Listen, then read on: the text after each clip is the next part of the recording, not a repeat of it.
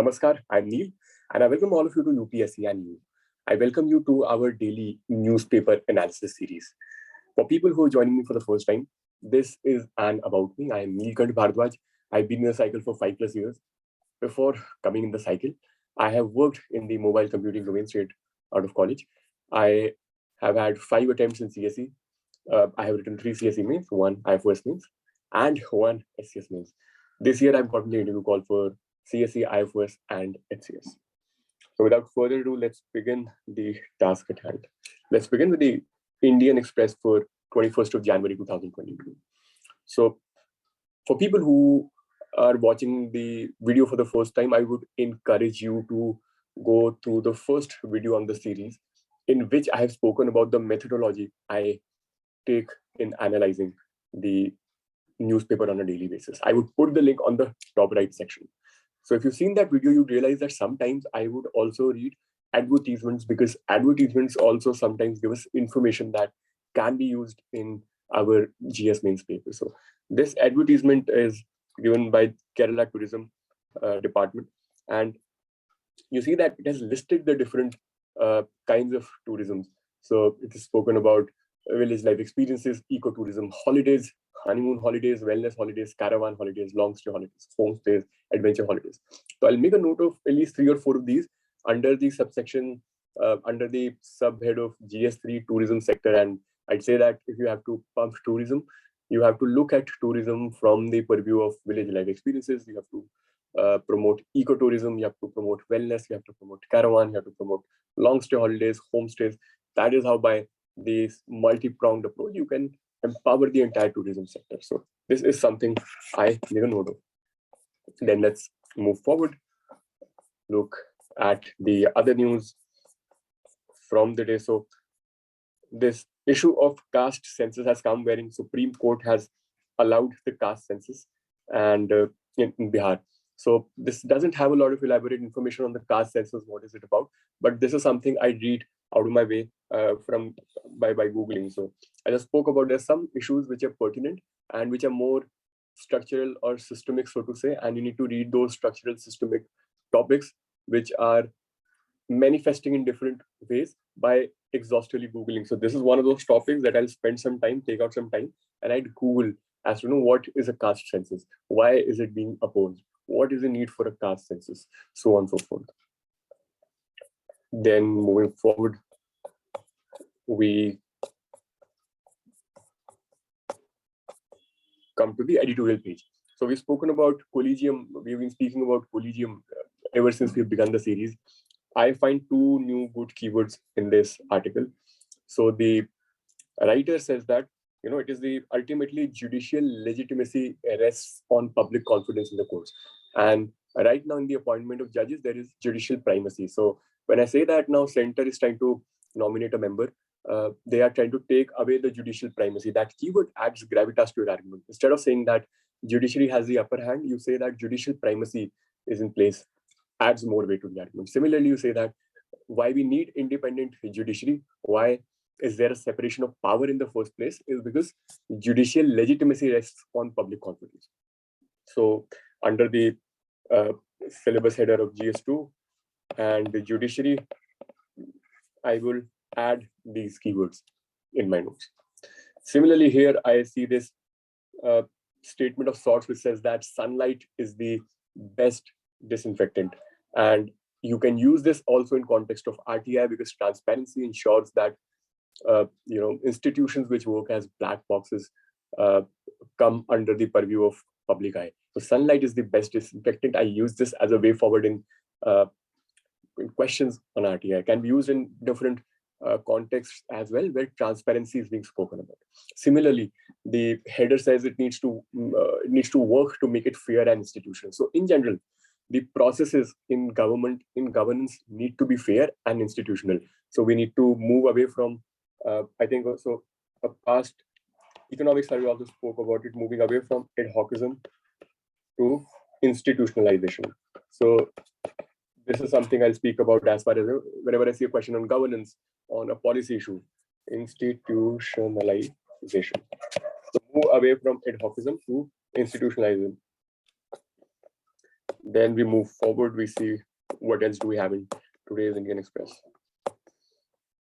Right. So I don't make a note of this because this is a prelims specific information, but this is a revision of sorts. Sometimes you'd find pieces of information which are revision primer of sorts as far as prelims is concerned. So I'd say that I have revised it. I would now remember that, Ramappa Temple is a UNESCO World Heritage Monument. It is in Varangal and it is related to Kakatiyas. That is a piece of information I revise by reading newspaper. I don't make a separate note of it.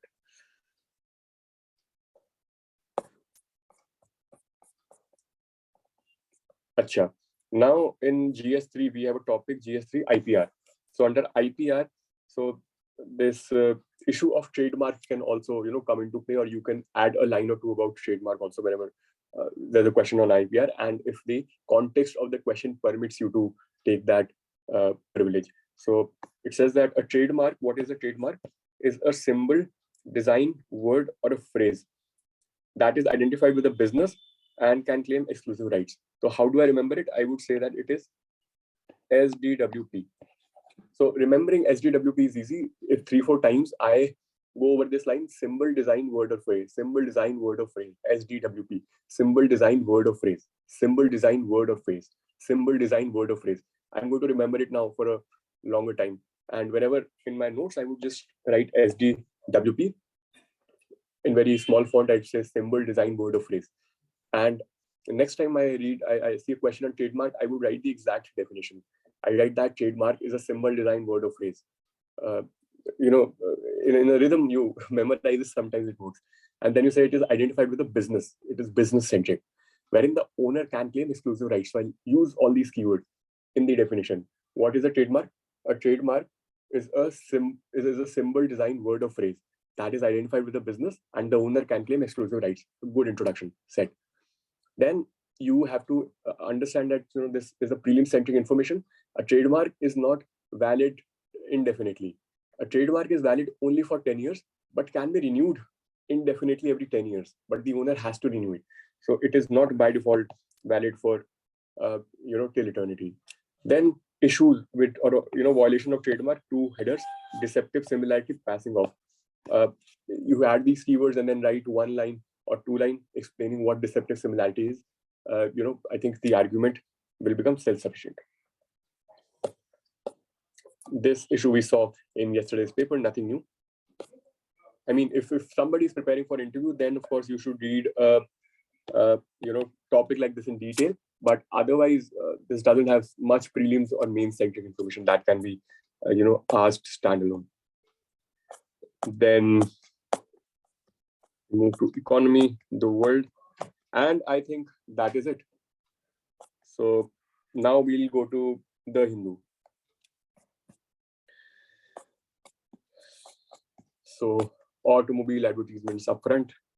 So we see this keyword that is being used as a realization of a policy of neighborhood first. So whenever there's a question on India's relationship with a neighboring country, whether it is Sri Lanka or Nepal or Bhutan or Bangladesh, this is something I'll conclude my argument with. I'll say that ensuring that we have harmonization of our goals is in line with India's neighborhood first policy. Then we move forward. What else? So this is a beautiful, beautiful article. I would encourage you to read this editorial, from start to finish. And I would give you the major takeaways from this article. Speaks about how autonomy at the panchayat level is missing, comes under the GS3, local self-governance. And this can be used in n number of ways. And we'll see how. It says that, even though there's a constitutional status to the panchayats, to the local governments, but state governments through bureaucracy continue to exercise considerable discretionary authority. This is one of the issues. So state government through local bureaucracy, considerable discretionary authority and influence over panchayat.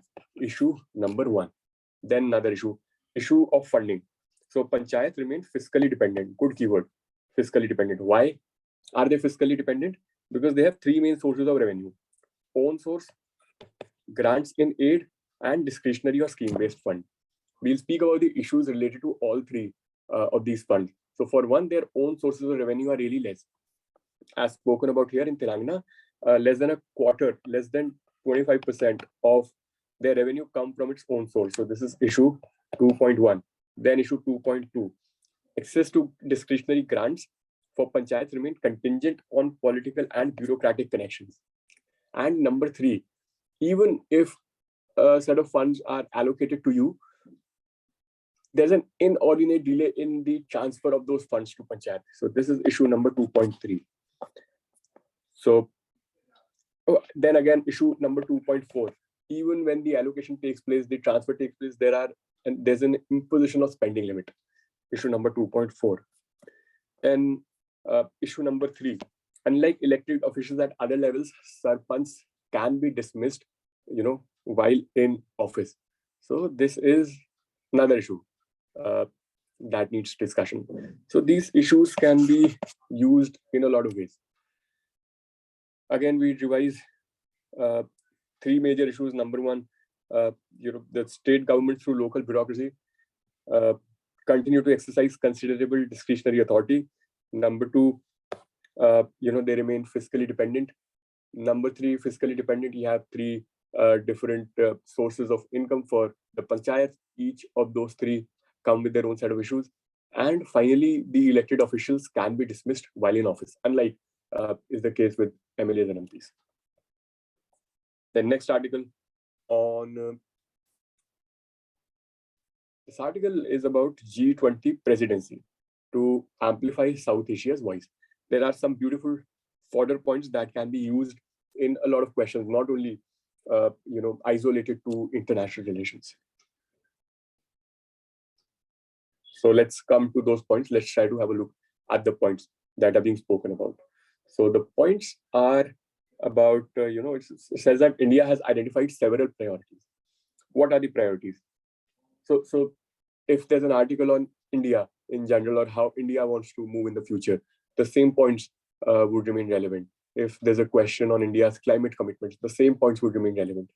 Points like green development, then climate finance, life is lifestyle for environment. We need growth. What kind of a growth do we want? We need an AIR growth. What is an AIR growth? Accelerated, inclusive, and resilient. What is an AIR growth? Accelerated, inclusive, and resilient. What is an AIR growth? Accelerated, inclusive, and resilient. Remember, I make these mnemonics ad hoc. The more mnemonics you make, the easier it is for you to memorize it verbatim. That is how I'm able to directly lift these keywords and write them in the examination hall. Then the author says that we also need accelerating progress on SDGs, technological transformation, digital public infra, multilateral reforms. These keywords can be used in any way forward. For most of the questions you see, you can fit them in most of the in conclusions for most of the questions. Then the author speaks about promoting a collective action. So we need to move towards multilateralism, and multilateralism is all about collective action. Even with the neighborhood policy, we speak about neighborhood policy, we need to promote collective action with our neighboring countries. If you want to speak about climate justice, the developing countries need to promote collective action. So you see the same keyword, how can it be used in different contexts? Let's come to the next section. Author says that 63% of regions, the South Asia's emissions of greenhouse gases come from energy generation. So that taking care of that is our task in hand. Number 2, India generates roughly 70% of its electricity through coal. So we need green energy transition, another beautiful keyword. What do we want? We want green energy transition. If you say that we need to move away from fossil fuel to renewable energy, that has a certain different level of gravitas. If instead you say that we need green energy transition, adds much more value to your argument. Right. Finally, the author speaks about how we need to focus on 3D strategy. 3D strategy. What is 3D strategy? Deliberation, discussion, debate. What is the 3D strategy? Deliberation, discussion, debate. I have actually used 3D strategy in a question on democracy even this year. In essay, I mostly use, if I invoke the point of democracy, I say that democracy is based on 3Ds: deliberation, discussion, debate. Not only democracy, then if you want democracy on a democratic institutions on an international level, you still need 3Ds. What are those 3Ds? Remember with me now. 3Ds: deliberation, discussion, debate. What kind of growth do we want? AIR growth, accelerated, inclusive, resilient. What kind of deliberations? What kind of democracy do we want? A democracy based on deliberation, discussion, and debate. Right. So repetition. Sometimes repetition helps us memorize things much more efficiently. This is a good article, but from interview perspective on the shifting banks of the Ganga, little relevance as far as mains or prelims is concerned. Let's move forward. Do we have anything else left for it? Yes. There's another good piece of news. Page number 9. On page number 9, the news says big tech aggregators must split revenue fairly with news creators. So it is related to in GS2 role of media, issues in media. So right now their funds are being eroded because the news, the work that they do in the back end, that is being used by the big tech aggregators to accrue revenue, and that revenue is not fairly shared with the media houses that design or that go on the ground and take care of that news. So big tech aggregators must split revenue fairly with the news creators. This is an issue media is facing. So there needs to be a fair split of the revenue. Then I think this is another issue. So instead of going in the specifics of the issue, because it's very difficult to memorize such things in detail, you should just look at the institutional problem that can be seen in multiple fronts. So it says that a lack of coordination among multiple ministries is the reason why this problem is being faced in the first place. So I'll use this in policy centric questions in GS2, even in GS3. I'll say that even in food processing questions, I'll say that sometimes there's a lack of coordination among multiple ministries. So whenever you have a multidisciplinary issue or a situation in which multiple ministries have to coordinate, due to lack of coordination, sometimes issues arise. In detail, I don't think this will add much value as far as your preparation is concerned for interview. If you're appearing in interview, then of course anything could be asked. But for prelims or mains, the context is not so important as to what exactly is this issue about. Then this comes from the speech of the Honorable Home Minister, and it says that internal security challenges are now thematic. So the Honorable Minister says that the challenges in the country have transformed from geographic to thematic. For example, initially they were geographical problems like unrest in Northeast, terrorism, JNK, LWE, but now they are thematic like cyber security and data security. So if there's a question on the changing nature of internal security challenges in GS3, changing nature of internal security challenges, you can at this point you say that the nature of the problems has changed, have changed from geographic to thematic. For example, from LWE, Northeast insurgency to thematic issues like cyber security, data security, which are borderless, which are faceless.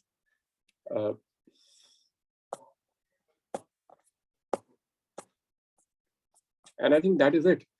That is it from today's discussion of Indian Express and The Hindu.